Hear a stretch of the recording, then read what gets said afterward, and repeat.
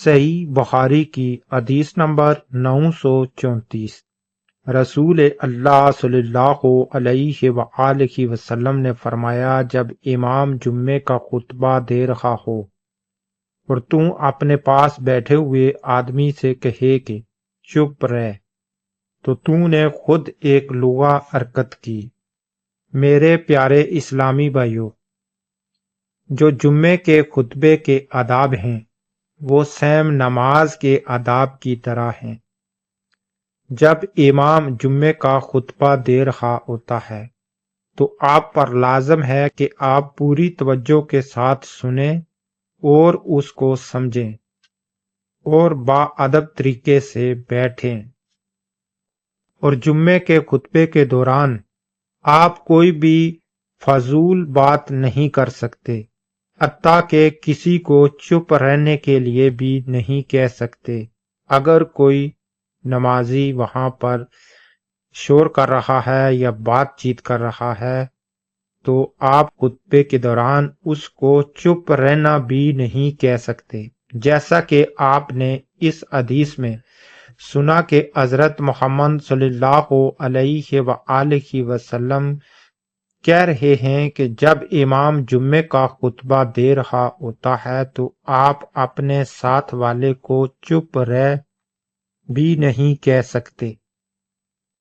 صحیح بخاری کی حدیث نمبر 935۔ رسول اللہ صلی اللہ علیہ وآلہ وسلم نے جمعے کے ذکر میں ایک دفعہ فرمایا کہ اس دن ایک ایسی گھڑی آتی ہے جس میں اگر کوئی مسلمان بندہ کھڑا نماز پڑھ رہا ہو اور کوئی چیز اللہ پاک سے مانگے تو اللہ پاک اسے وہ چیز ضرور دیتا ہے۔ ہاتھ کے اشارے سے آپ نے بتلایا کہ وہ ساحت بہت تھوڑی سی ہے۔ صحیح بخاری کی حدیث نمبر 936۔ ہم نے نبی کریم صلی اللہ علیہ وآلہ وسلم کے ساتھ نماز پڑھ رہے تھے، اتنے میں غلہ لادے ہوئے ایک تجارتی قافلہ ادھر سے گزرا۔ لوگ خطبہ چھوڑ کر ادھر چل دیے۔ نبی کریم صلی اللہ علیہ وآلہ وسلم کے ساتھ کل 12 آدمی رہ گئے۔ اس وقت سورۃ جمعہ کی یہ آیت اتری۔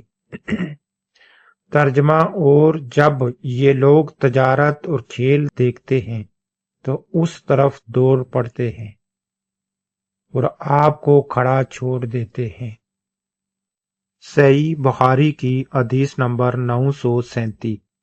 رسول اللہ صلی اللہ علیہ وآلہ وسلم ظہر سے پہلے 2 رکعت، اس کے بعد 2 رکعت اور مغرب کے بعد 2 رکعت اپنے گھر میں پڑھتے اور عشاء کے بعد 2 رکعتیں پڑھتے اور جمعے کے بعد 2 رکعتیں جب کہ گھر واپس ہوتے تب پڑھا کرتے تھے۔ تمام مسلمان بھائی اور نمازی، آپ بھی کوشش کریں کہ کچھ نماز کا حصہ جو نفلی یا سنت کا ہے وہ اپنے گھر پر ادا کیا کریں، جیسا کہ اس حدیث میں آپ نے سنا ہے کہ ہمارے پیارے نبی حضرت محمد صلی اللہ علیہ وآلہ وسلم ظہر کی نماز کی 2 رکعتیں پہلے پڑھ کے گھر سے پھر مسجد میں جاتے فرض نماز ادا کرنے کے لیے، اور اس کے بعد پھر 2 رکعتیں آ کر گھر میں پڑھتے۔ اسی طرح مغرب کی نماز کی بھی 2 رکعتیں گھر پر پڑھتے اور عشاء کی بھی 2 رکعتیں گھر پر پڑھتے اور جمعے کی بھی 2 رکعتیں وہ گھر پر آ کر پڑھتے۔ جب وہ گھر پر واپس آتے تو سب سے پہلے یہ نماز ادا کرتے تھے۔ صحیح بخاری کی حدیث نمبر 938۔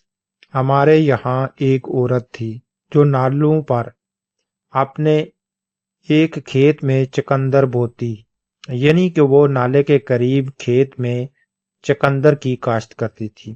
جمعے کا دن آتا تو وہ چقندر اکھاڑ لاتی اور اسے ایک ہانڈی میں پکاتی، پھر اوپر سے ایک مٹھی جو کا آٹا چھڑک دیتی۔